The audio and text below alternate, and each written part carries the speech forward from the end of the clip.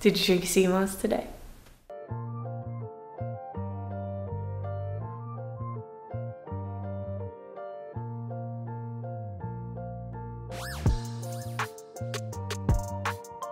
What's up, y'all? Welcome back to my channel. For those of you who are new, my name is Sydney, aka Ashadi That Reads, and today I have a book haul for you guys.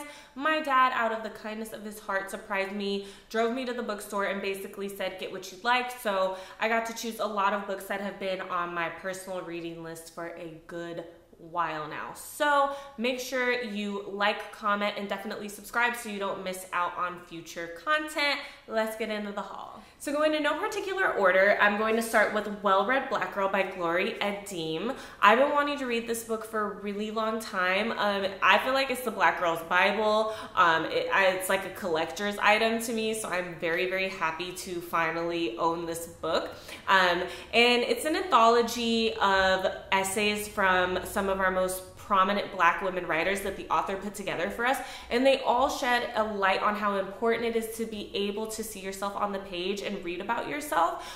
Regardless of class, gender, ethnicity, race, we should all have the opportunity to do that. So I'm really, really excited to read this because I've talked about it in other YouTube videos, but it's getting better. But unfortunately, you know, definitely like when I was growing up, it was very rare to read about yourself. You know, being a younger Black girl, you didn't really get to see yourself on the page, but that's changing now that we have more Black women writers out there telling our stories. So I'm excited to read this one. Next, we have Everything I Never Told You by Celeste Ng. So this is the author of Little Fires Everywhere. So I'm gonna go ahead and assume that that was her debut novel and this is the next one, but I don't think you have to read them in order. Correct me if I'm wrong though. But this one is a novel about a Chinese American family living in 1970 small town Ohio. Their favorite child, Lydia, is found dead, and due to this event, the family kind of uncovers the ways in which we all understand one another. That's the gist that I'm getting here by reading the back of it. So it's something that's super relatable. I think all of us have definitely had misunderstandings with our family before, like who hasn't? So I'm excited to see where the author takes this, and I'm also excited to read Little Fires Everywhere too, so I can compare those two.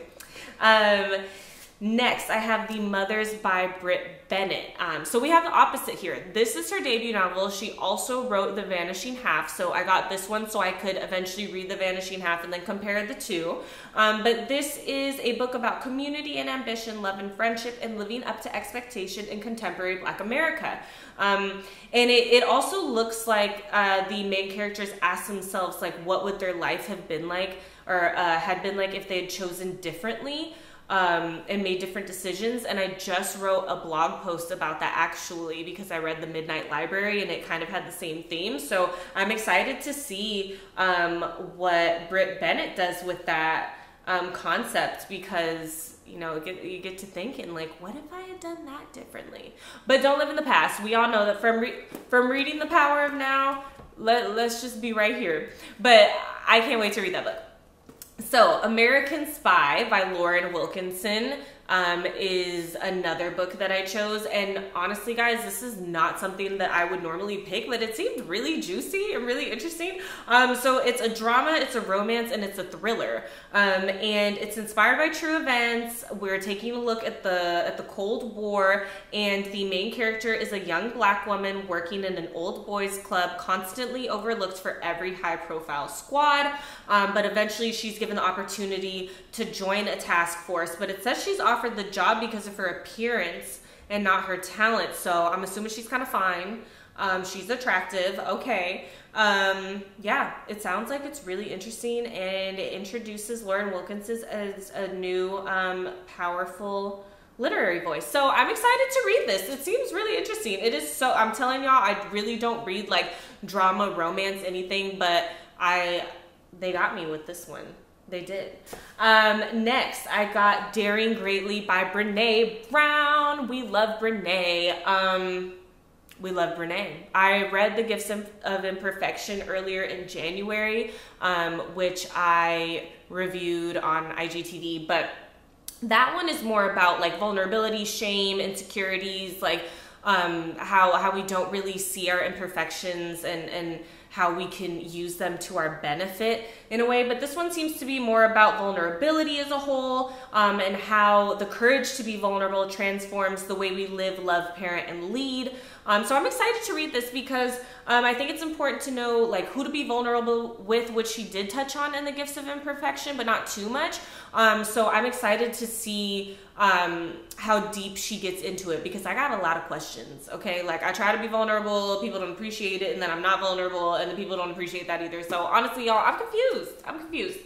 Next, I have The Underground Railroad by Colson Whitehead.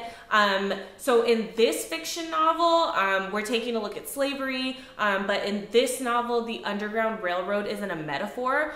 So he kind of plays with that idea, and there's an actual railroad that I'm assuming takes you to freedom. So I'm excited to see how he played with that and incorporated that into this novel. But it says that it's a gripping tale of one woman's will to escape the horrors of bondage and a powerful meditation on the history we all share.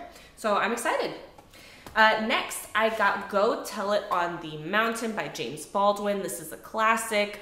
I see here that it says this is the work that really like established itself, and Baldwin is a really prominent writer. So I'm excited to read this because I'm a huge fan of Toni Morrison, Zora Neale Hurston, Alice Walker. So I really want to compare his writing to their writing, just to see like the male perspective. And a male writer's perspective during the Harlem Renaissance, because I haven't read anything of his yet, you guys. I'll be honest, it's okay.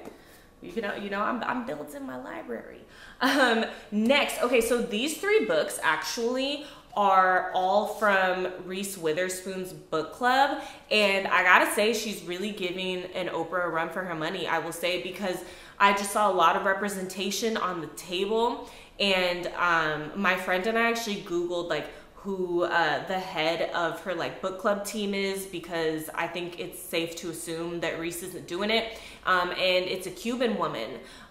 So I think she's doing a really great job of choosing books that everyone can relate to. Doing a really great job. So I'm interested to read them and see how they really are as a whole. But the first one I got is His Only Wife by Peace Adzo Medier. I pray I'm saying that correctly. This is another debut novel, and it's taking a look at the modern woman and the expectations of the modern woman. Specifically in this novel, she's expected to be beautiful, to be a good cook, to be a good mother, and it says that she's a delightfully spunky and relatable heroine who may just break all the rules, which I love. We love her. See, I feel like I'm about to read about myself here, which is extremely important because I can definitely relate to that kind of character, I think. I know I've read the book, but I feel like I can. And I love, it says that it's the Crazy Rich Asians for West Africa. So I'm really excited to read this, y'all, and let you know how this one is. Next, I got Group by Christy Tate. This is how one therapist and a circle of strangers saved my life. I think this is also, oh, this is a memoir. Okay, so this is a dazzling debut memoir. And what made me choose this is because I just recently started therapy. And as I was looking through my therapist options, there was one woman who only specifically did group therapy. And I was like, oh my God, I cannot imagine sitting in a group full of people and talking about my feelings, right? So when I saw this, I was like, I'm gonna read this and maybe get a new perspective on it, and maybe just one day I will try group therapy based on this woman's experience. So I'm excited to read this one.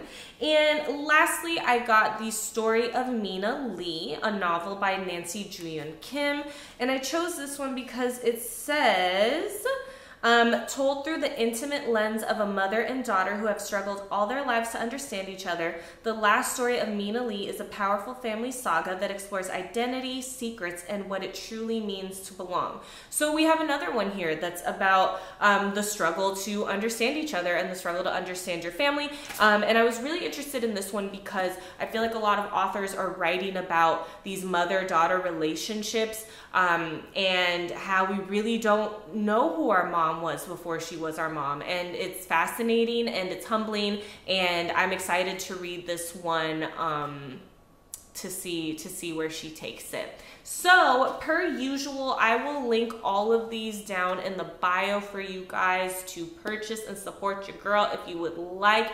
And just to give you guys a little bit more information on that, to clear up any confusion, when I link anything from bookshop.org, that is not my personal bookshop. I do receive 10% of those earnings, and then the local bookstore or indie bookstore that you're receiving your book from also gets 10% of that. So when you purchase from bookshop.org, you're raising money for local bookshops, which is why I really like it as opposed to using other affiliate links. So I just wanted to make that clear for y'all, but my personal online bookstore will be launching on December 22nd, 2020. Purple Skies will be live for you guys. So I just wanted to explain that because it gets a little confusing, but I just want you guys to have a place to purchase all of the books that I talk about. So that'll be on bookshop.org, as I am a small business and I'm only starting with 3 titles. We're giving her room to grow. So just wanted to explain that for you guys. Breathe easy, drink your sea moss, have an amazing, beautiful, lovely Sunday, lovers.